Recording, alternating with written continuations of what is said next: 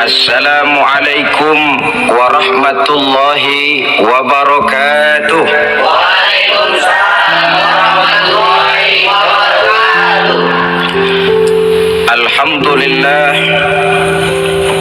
wassalatu wassalamu ala sayyidina Rasulillah Sayyidina wa maulana Muhammad ibn Abdullah wa ala alihi wa sahbihi wa mawala.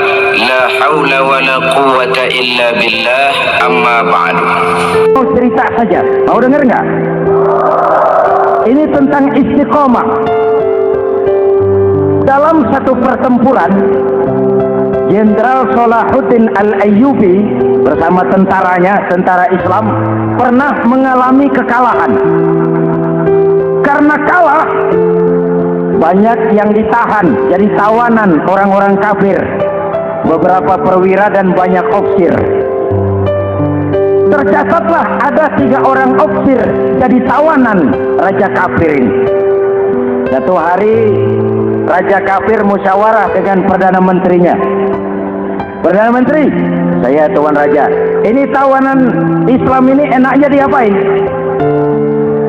Kalau enaknya sih dibunuh saja Tuan Raja, selesai urusan. Nah, soal bunuh sih gampang Perdana Menteri. Maksud Tuan Raja, bujuk saja agar dia meninggalkan Islamnya, ikut ke agama kita. Nanti kita kasih hadiah. Begitu? Iya. Baiklah, besok saya sidang 3-3-nya. Besoknya, ini 3 ofisir disidang di tempat terbuka langsung oleh Perdana Menteri. Mula-mula dipanggil ofisir pertama. Ofisir pertama, ya Perdana Menteri, sini. Baik. Kamu tahu kamu siapa? Tahu. Siapa kamu? Tawanan. Iya, kalau tawanan bisa diatur kan? Diatur bagaimana? Kamu mau nggak ikut saya bersama Tuan Raja meninggalkan Islam agamamu, mengkhianati saudara-saudaramu sebangsa, setanah air, sekeyakinan? Ikut dengan saya, tinggalkan Islam. Nanti kamu akan saya angkat jadi pejabat tinggi, gaji cukup, rumah cukup, kendaraan cukup, istri cukup. Tapi kalau kamu menolak, kamu akan saya bunuh. Tuan Perdana Menteri, ya. Apa Anda menyangka selama ini saya berjuang karena kepengen kedudukan yang tinggi? Nih, Tuan menyangka saya berjuang ini karena kepengen harta yang banyak, jaminan hari depan yang memadai? Tidak, Tuan Perdana Menteri. Saya tinggalkan keluarga, kampung halaman, sanak famili, handai taulan. Saya jihad karena mengharap ridho Allah Subhanahu wa ta'ala. Tapi sekarang kamu tawanan kan? Itu resiko perjuangan. Kamu tidak mau meninggalkan Islam? Tidak. Kamu akan saya bunuh. Silakan. Kamu tidak takut mati? Tidak. Kamu berani? Dari kemarin. Apa dikira baru sekarang saya berani? Tuan Perdana Menteri, saya berharap memang saat-saat seperti ini bisa saya temukan. Ibadah saya sedikit, sholat saya kurang, puasa saya kurang. Barangkali dengan jihad saya bersimbah darah, mati di tangan Tuhan, Allah akan mengampuni dosa-dosa saya dan saya dapat tiket untuk mencapai keridhaannya.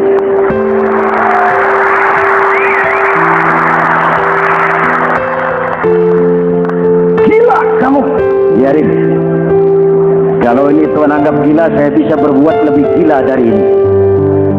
Saya bunuh kamu. Bunuh. Algojo dipancung. Dio.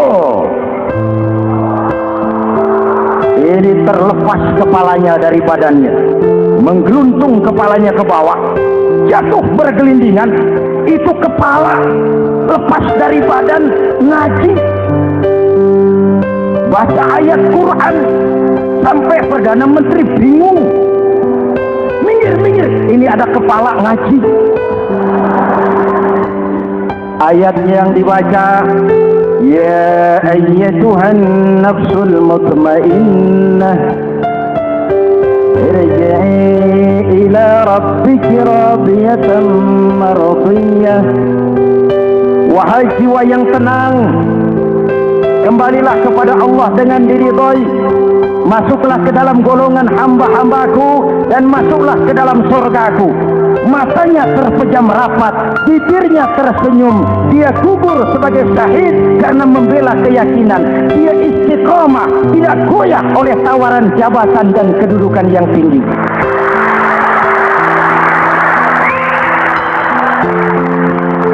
Perdana Menteri geleng kepala, dasar orang Islam.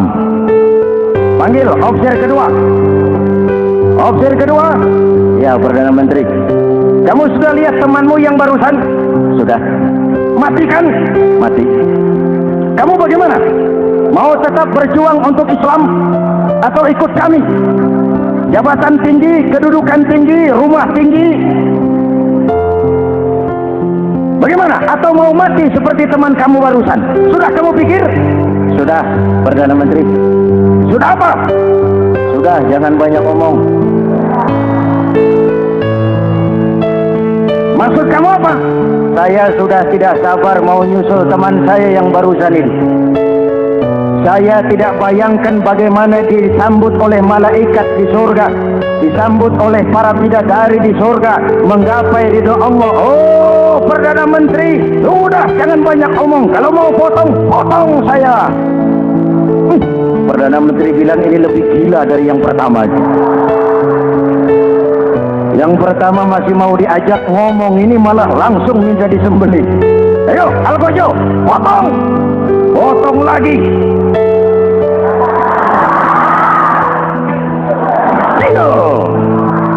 Terpisah lagi kepalanya dengan badan, jatuh ke bawah, menggeluntung, ngaji lagi.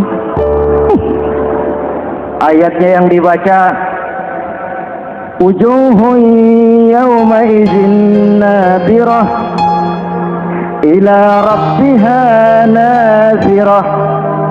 Muka mereka hari itu berseri-seri kepada ridho Allah. Mereka memandang, bibirnya senyum, matanya terpejam, dan dia ajal dengan husnul khatimah, mendapat syahid karena teguh punya keyakinan, istiqamah dalam perjuangan, tidak goyang, tidak mencela dan mencele.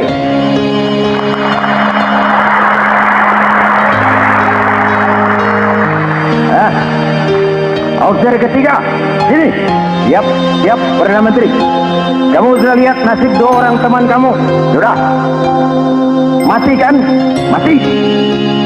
Kamu mau seperti dia? Oh, tidak, Perdana Menteri. Saya tidak mau mati. Daripada mati kan lebih baik hidup. Kamu mau ikut saya? Mau, Perdana Menteri. Mau. Gaji besar, rumah besar, kendaraan besar, istri.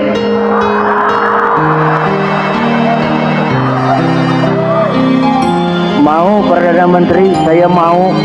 Daripada tidak jadi apa-apa, kan lebih baik jadi apa-apa. Daripada tidak punya apa-apa, kan lebih baik punya apa-apa. Oh, jadi kamu selama ini berjuang karena mau cari apa-apa? Iya. Bagus. Nanti saya musyawarah sama raja. Kamu diangkat jadi bupati di mana? Tunggu ya. Perdana Menteri laporan, Tuan Raja. Ya. Ini officer ketiga kelihatannya baik ini. Dia mau mengkhianati teman-temannya, sebangsa, setanah air, sekeyakinan. Mengkhianati bangsanya, meninggalkan agamanya. Dia mau ikut kita. Kita angkat jadi pejabat. Di mana dia? Raja senyum. Oh, soal angkat mengangkat sih gampang, Perdana Menteri. Cuma saya pikir-pikir officer ketiga ini kok tegel-tegelin. Kok sampai hati ya? Temannya sendiri, seiman, sekeyakinan, sebangsa, setanah air dikhianati karena mengejar jabatan, harta, kedudukan. Orang itu, Perdana Menteri, kalau sudah mau mengkhianati saudaranya sendiri, apalagi orang lain.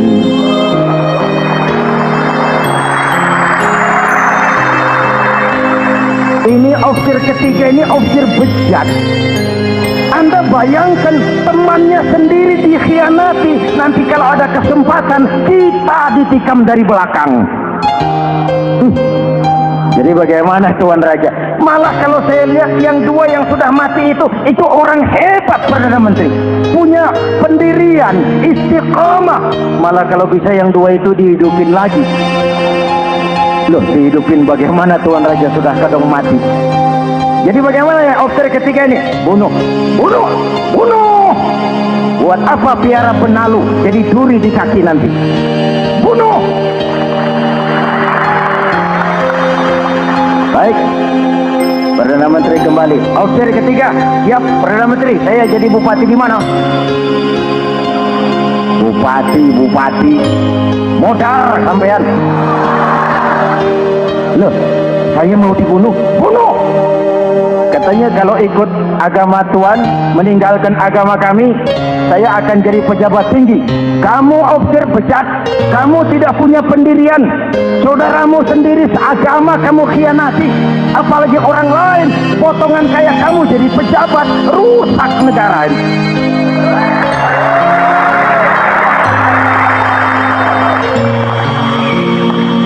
Hadirin hadirat yang berbahagia, saya lanjutkan cerita ini. Nanti kesimpulan diambil sendiri-sendiri.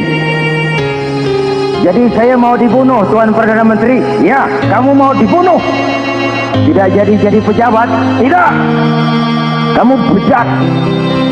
Bejat kok mau jadi pejabat. Nanti juga kalau kamu jadi pejabat, paling kerjamu memperkaya dirimu sendiri, paling banter keluargamu dan golonganmu. Rakyat tetap saja tidak terurus.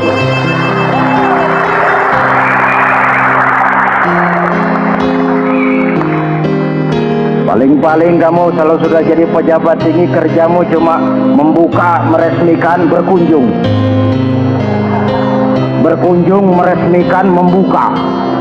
Membuka, meresmikan, berkunjung. Lah kapan kamu ngurus rakyatnya? Bejat kamu. Jadi saya dibunuh, bunuh. Iyalah, kalau mau dibunuh ya saya bunuh, tapi saya mau Islam lagi ah.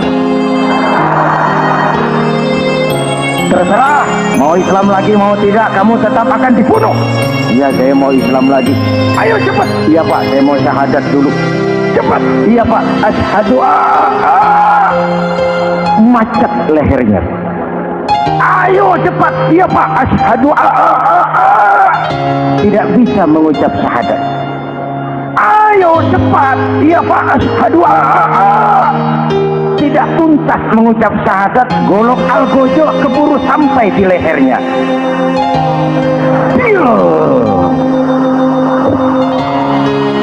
Darah mancur, pisah kepala dengan badan, menggeluntung ke bawah. Ngaji lagi. Dong dia bekas santri, masih bisa ngaji. Cuma ayat yang dibaca lain sama dua temannya tadi. Ayat yang dibaca, afaman haqqa alaihi kalimatul azab, afaman haqqa alaihi kalimatul azab, afa anta tunkizu man finnar. Ini ayat yang dibaca.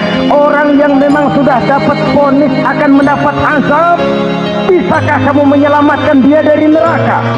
Bertahun-tahun berjuang di bawah bendera Islam untuk kejayaan Islam. Di akhir hayatnya dia tergoda oleh kedudukan dan harta, oleh jabatan dan pangkat. Ia bergeser, imannya rapuh, hilang istiqomahnya, ditinggalkan agamanya, dan dalam keadaan begitu dia mati. Dia su'ul khatimah. Na'udzu. Hadirin, apa guna saya ungkapkan ini? Mari kita belajar, perlu stabilitas temperatur batin. Saya sering katakan, berapa banyak orang waktu di bawah teriak-teriak berantas korupsi, ganyang korupsi, sikat korupsi, cuma karena belum dapat kesempatan. Begitu dapat kesempatan, korupsinya lebih gila dari yang dia teriaki. Betul? Waktu di bawah rajin baca ayat kursi, dapat kursi, lupa sama ayat. Betul? Betul? Ini yang memerlukan sikap istiqomah.